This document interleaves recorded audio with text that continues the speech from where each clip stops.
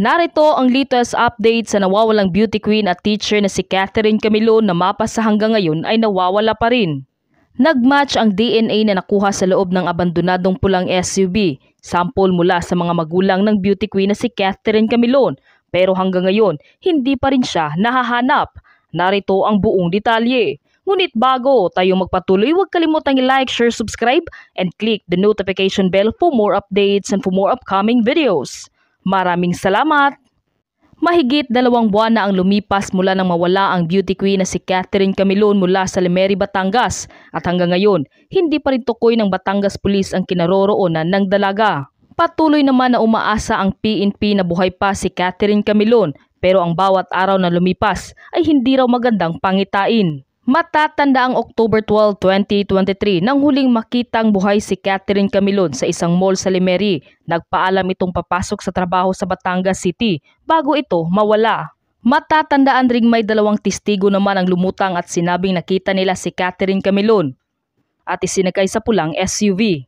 Natagpuan naman ang abandonadong pulang SUV ilang linggo bago mawala ang beauty queen. Dito nakuha ng mga pulis ang mga at buhok na pinaniniwalaang kay Catherine Camilon at sa ginawang DNA test ng PNP Forensic Group lumabas na tugma ang DNA samples na nakita sa loob ng sasakyan sa sample mula sa mga magulang ng biktima. Hindi naman masabi ng PNP kung susuriin na rin ba ang mga na-recover na buhok mula naman sa isang lalaki na posibleng magkumpirma sa pagkakilanlan ng 2 pang hindi pa nakikilalang mga sospek. Sa December 19 naman isasalang sa preliminary investigation si Police Major Alan De Castro na siyang itinuturong karelasyon umano ni Catherine Camilon at sinabing kikitain ni Catherine noong araw na nawala ito.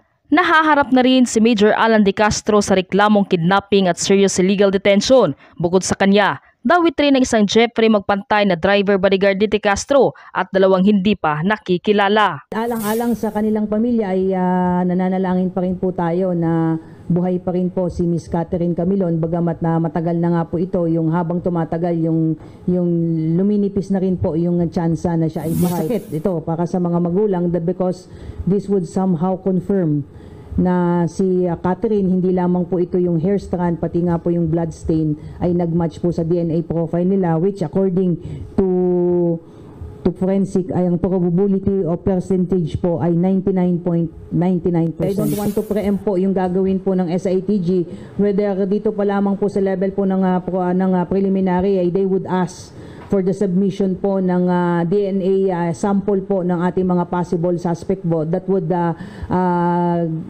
be compared doon po sa mga strands po na belonging to a male. Samantala naglabas rin ng sama ng loob ang kapatid ng nawawalang beauty queen na si Chinchin Camilon dahil sa mabagal na pag-usad ng kaso. Kahit kasi nasa restricted custody na ang suspect na si Major Alan De Castro ay malaya pa rin umano itong nakakagamit ng cellphone. Tagal na, kailan ba ito matatapos? Ultimo pagbawal ng paggamit ng phone, parang hirap na hirap pagbawalan itong sospek. Bakit parang sila yung nagkokontrol ng sospek? Meron nga ilan pumunta ka lang ng ganto ganyan, bawal gumamit ng phone, pero kailangan talaga sundin kasi yun yung policy. Ito pa kayang sospek na pwede makontak ng kahit sinong gusto niyang i-contact. Para lang din siyang nasa labas kapag ganto. Alam naman namin na pwede gumamit ng phone kahit nasa restricted custody, pero yung sa amin lang, pwede naman na alisin ang paggamit ng phone ng isang sospek. Hindi na dapat yun pinag-aaralan. Ano yun? Pag may nangyari na masama ulit gusto nyo madadagdag sa lulutasin na kaso na pagkatagal-tagal malutas. Ang dali lang nun, pero hirap na hirap kayo alisin. Hirap na kami sa paghahanap pero parang lahat na lang nakapabor sa sospek. Paano naman kaming pagod na kakaisip, kakahanap, kakatanong? Hindi ko na alam kung saan ko padadaanin itong panawagan na ito. Baka naman. At kami po ay nakikiramay at dinaramdam namin ng hapdi. Personal kong dinaramdam din ng hapdi na pinagdadaanan po ng inyong pamilya. Kumusta po ang pamilya ninyo ngayon? Ito ho, patuloy ho kaming naghihintay ng linaw sa pagkawala ho ng aming anak na kahit naman nga ho meron ng mga nalabas na balita na may nakita na ganyan, na babaeng duguan, pero hindi pa naman ho namin kinaklaro na yun ho talaga ang aming anak. Dahil hindi naman ho pa parang kita na mismo yung mukha niya, ang babae. Kaya sa isip po namin, sa puso namin, kami ho ay naniniwala pa na buhay pa ho ang aming anak dahil hindi pa naman nga ho siya nakikita. Wala pa naman ho, ibig ko sabihin, yun ho talagang mismong nakita na, yung talagang siya. Opo. Naghihintay pa rin ho kami ng mas maliwanag at maayos na labas ng mga investigasyon, ng kung ano man po yung mga magiging resulta. Oho. Kumbaga, hindi pa tinatanggap ng inyong puso at isipan na si Catherine ay wala na. Siyempre, ako ho, bilang ina, kami Opo. bilang pamilya. Sobrang masakit po sa amin yung mga lumabas na balita na yan siya, ito yung nakita nila. Oho. Pero wala ho akong mismong, dahil ako ho, talaga hanggat maaari, pinaglalabanan ko yung pakiramdam ho ba na siya yan. Talaga kung tinatanggi ko ho sa isip ko, sa puso ko na hindi ho yun natin anak. Nanay Rosario, maipagparito ko, maitanong ko sa inyo, kailang gahon ninyo huling nakausap, personal man o sa telepono, ang inyong anak bago ho siya nawala? Bale, yun October 12 na umalis siya dito noong hapon. Bale, nag-unang nag-text pa ho siya sa akin mga bandang 7:26 po yata yun ng gabi na sinabi niya nandun siya sa Centro Mall. Yun lang ho, tapos nag-reply ho lang ako sa kanya ng okay. Tapos, noon hong mga bandang 8:30 ng lampas, ang gabi din hong yun, tumawag naman ho siya sa akin na yun ho yung sabi ni nandun siya sa park ng nasa Petron gasoline siya na nakapark, may hinihintay siya na kasama niya, na yun ho yung huli naming pag-uusap sa telepono. Oho. Binanggit sa inyo nung huli ninyong pag-uusap kung sino yung kanyang iniintay sa park? Noong gabing yun, may binanggit ho talaga siya sa akin na pangalan, pero hindi ko ho matandaan. Pero ang sabi niya ho sa akin, ang sabi niya sa akin, babae. Na yun, at tinanong ko kung sabi niya, yun din ang nakakasama ko sa quarter. Dahil yun nga hong lagi niyang paliwanag sa akin ay nandoon sila sa quarters ng Balisong Channel. Yun ho ang excuse niya pag ho siya'y nakikita dito sa bahay. Ano ho yung Balisong Channel? Bakit may quarter? Radio station ba yan? Radio station ho yun sa Batangas City na naging talent din ho siyang minsan doon. Kaya ho, pag siya'y nagpapaliwanag sa amin na siya'y aalis at doon ng punta, naniniwala naman ho kami. Okay. Bukod ho sa inyo, mayroon bang nakausap na kayo na kaibigan niya na tinawagan din niya bago siya tuluyang nawala?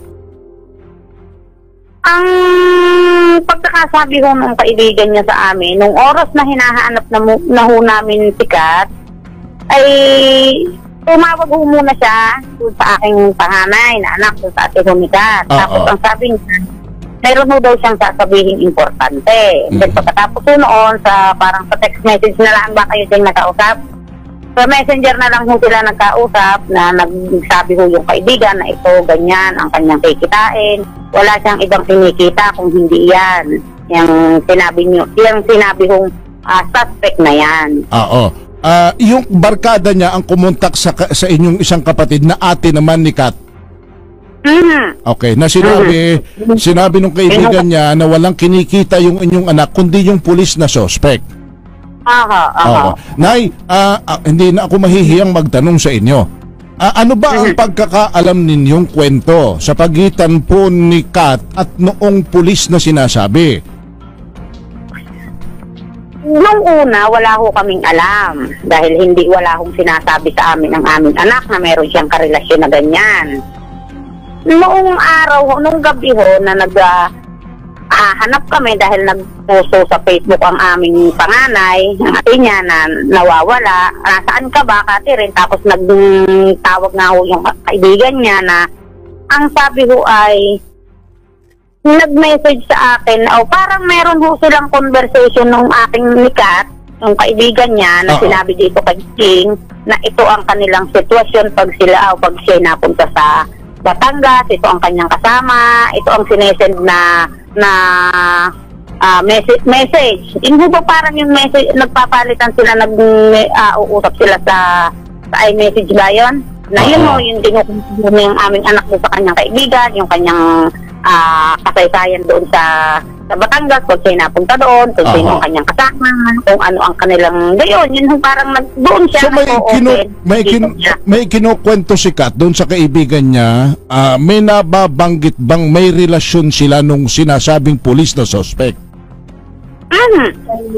May mga picture ho na isinisend si Kat doon sa kanyang kaibigan na magkasama sila. Opo. Ganun. Meron bang nababanggit doon sa kaibigan o sa inyo, sa isa man sa inyong pamilya, na sa kanilang relasyon may pag-aaway sila, nagkakasakitan ba sila, anong mga pahiwatig tungkol dyan? Minsan ho, nung nakausap namin, yung kaibigan niya, parang may nakwento ho siya na nagkwento nga ho daw si Kat sa kanya na parang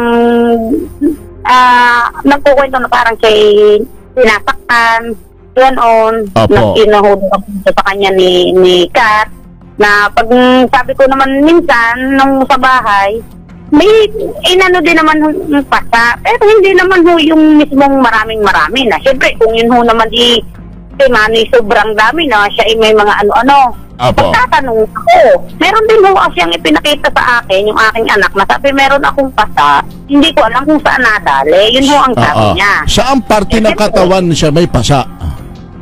Hindi ko na ho, sir, tanda hindi ko na ho tanda. Basta ang tanong lang ho niya sa akin, ang sabi niya sa akin ay, kaya rin nadali. Yun ho ang kanyang ano sa akin. Dahil siyempre, wala naman nga ho siyang sinasabi na, ito, may nananakit sa akin ganito.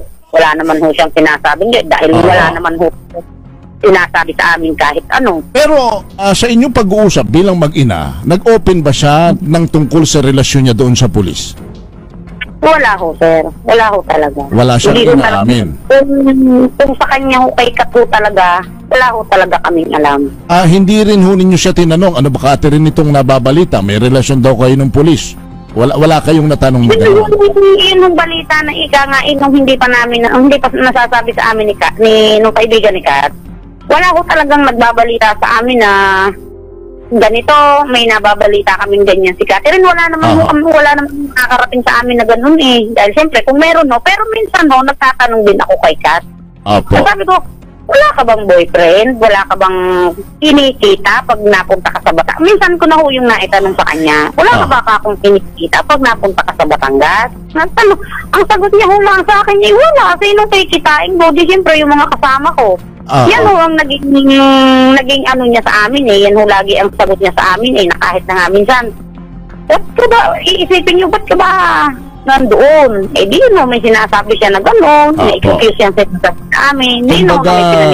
Kumbaga may tiwala naman kayo sa inyong anak at kung kanyang sabihin, inagalang ninyo, tinirespeto. Sapagkat siya rin naman ay nasa edad na.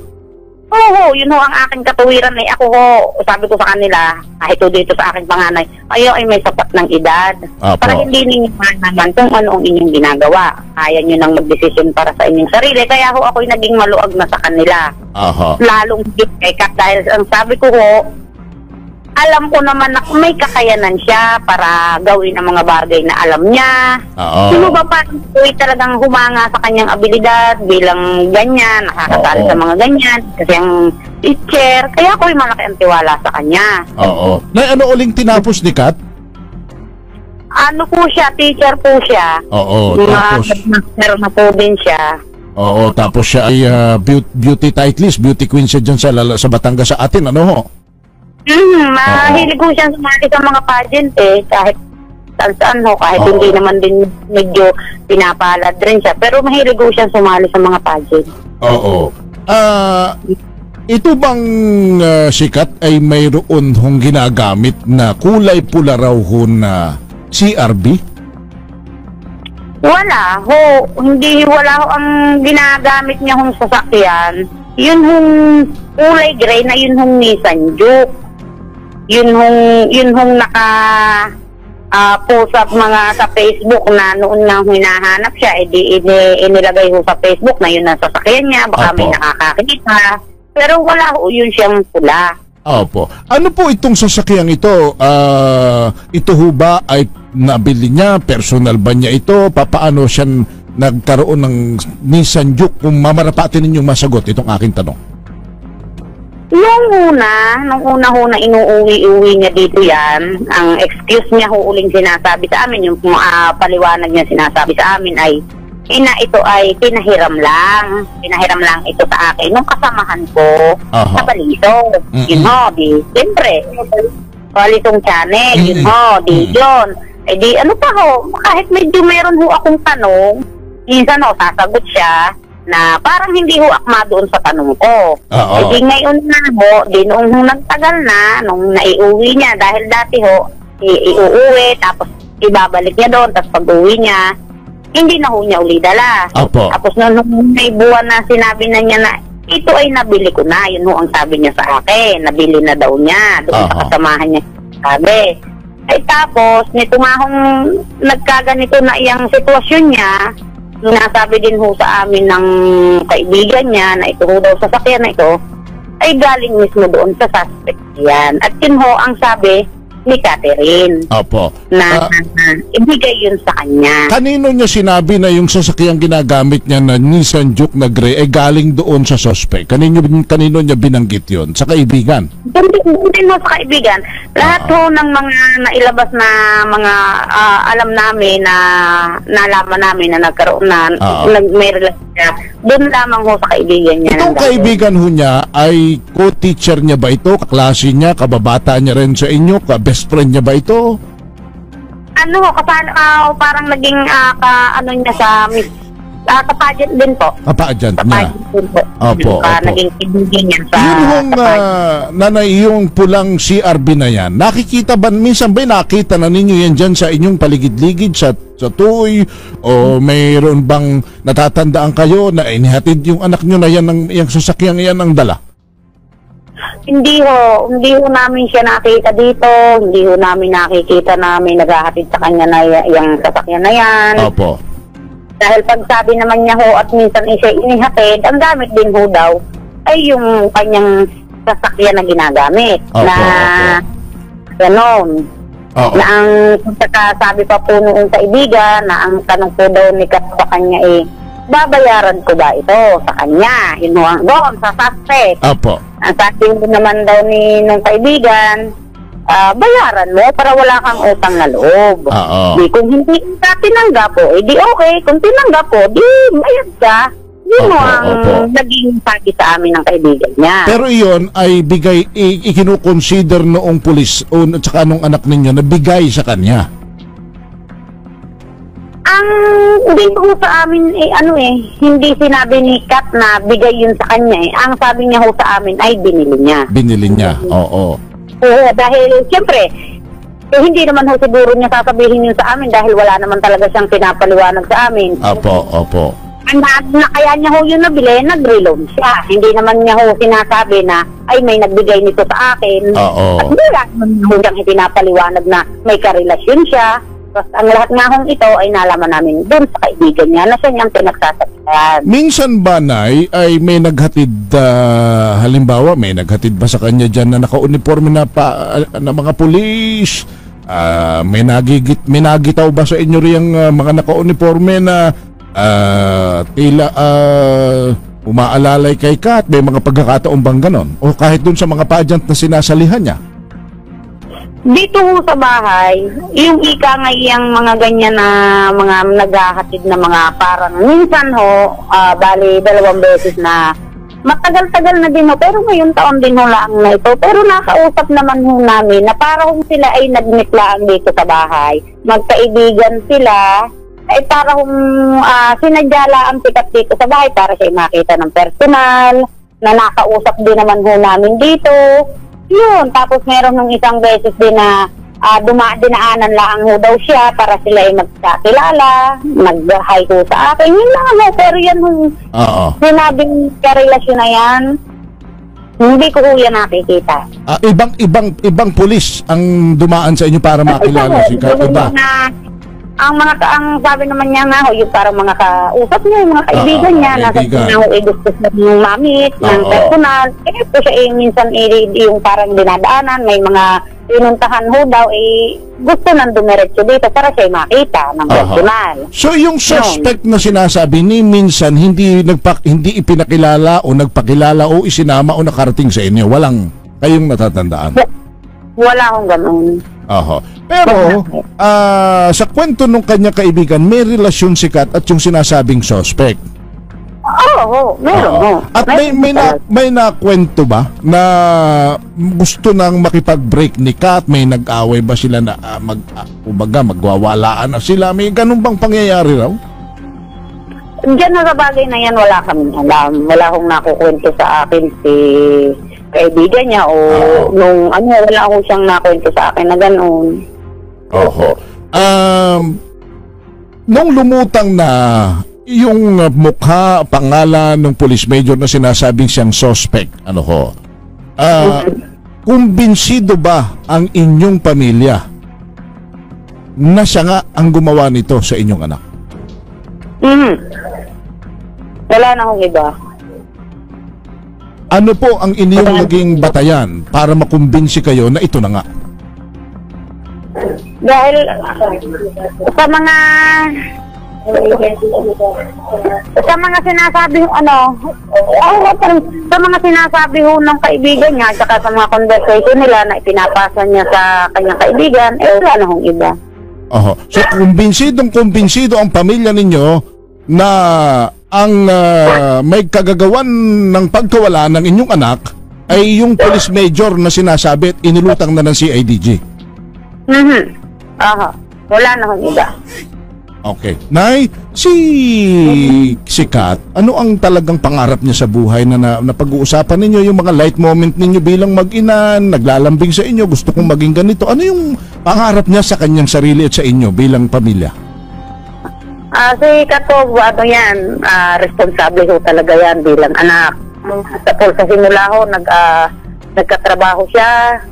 Parang naging siyang breadwinner ho ng aming pamilya dahil yung ate ho niya medyo napatigil sa pagtatrabaho. Tapos siya ho naman, simula nung nakatapos ng college hanggang sa magkaroon ng trabaho sa private school, dire-diretso ho yan sa public na ito nga hong nasa public school na siya. Lahat ng alam niya para matulungan kami.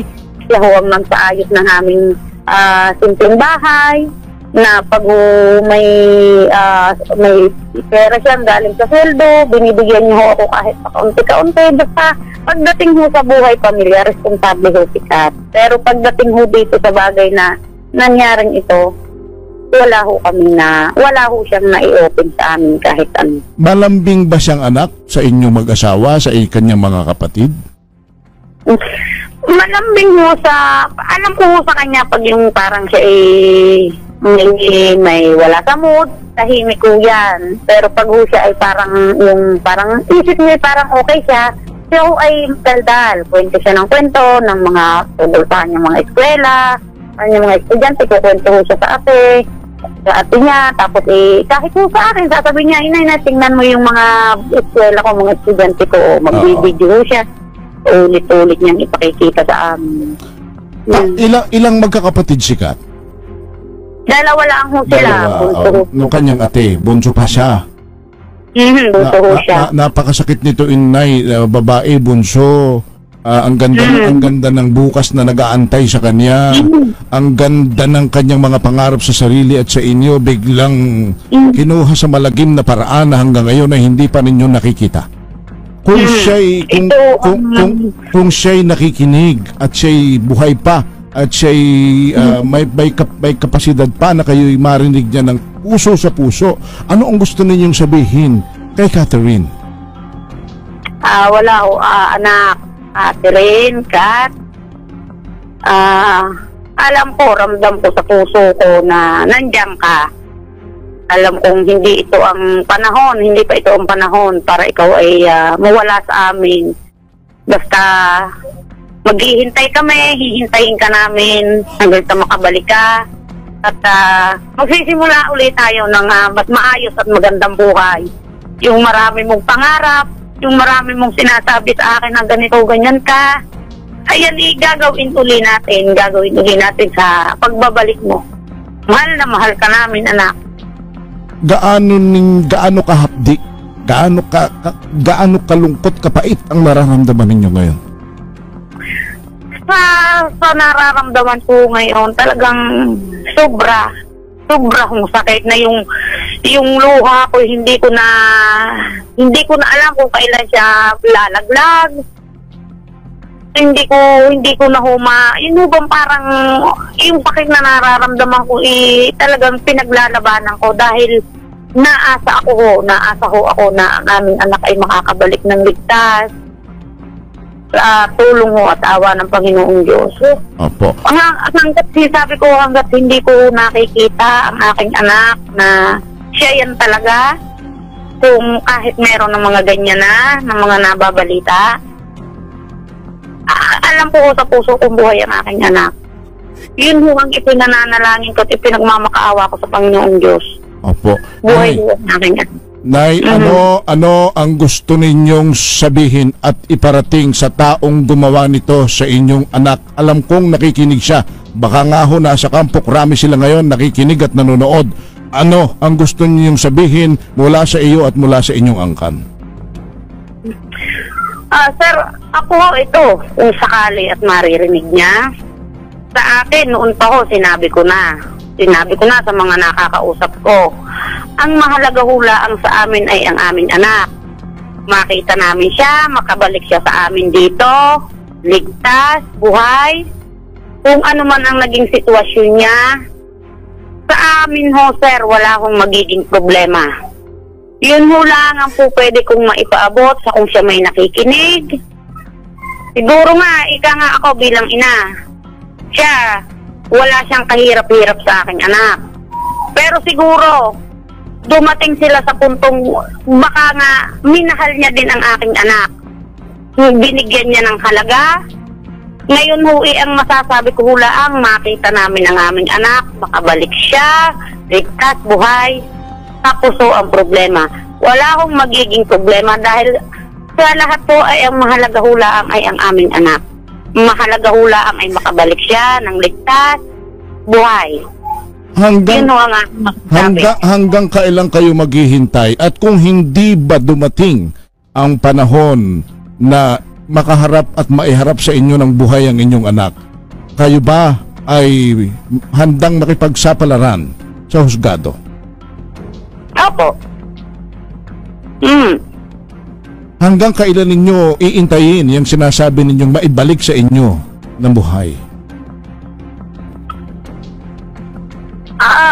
Ako ho ay araw-araw ho ako simula nung siya'y mawala. Hanggang sa ngayon ho mahigit ng 1 buwan siyang wala. Araw-araw ho ako, sir, umaasa na siya'y babalik. Hindi ko ho alam kung hanggang kailan. Pero hanggat hindi ho siya nakikita, naasa ho ako, nananalig ho ako sa Panginoong Diyos na siya'y ibabalik sa amin ang ligtas. At handa rin kayong lumaban para sa katarungan? Handa ho kaming lumaban. Kahit kung pa... dadating sa punto na talaga yun ang kailangan, yun ho talaga, at hindi ho maipakita sa amin ang aming anak, handa ho kami. Kahit pa ang inyong kalaban ay isang police major na sinasabing siyang gumawa nito? Hindi kayo mangingimi, hindi kayo matatakot?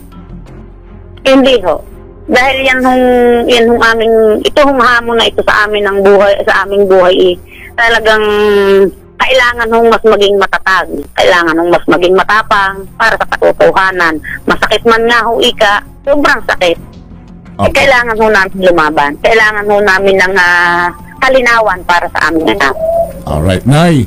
Kami po, ang aming himpilan, ako personal ay dinaramdam ko ang inyong dalamhati Pero hindi ako nakikiramay sa inyo sapagkat ako'y namamag-asa rin na buhay pa ang inyong anak. Maraming salamat po. Salamat po sa inyong pagtitiwala.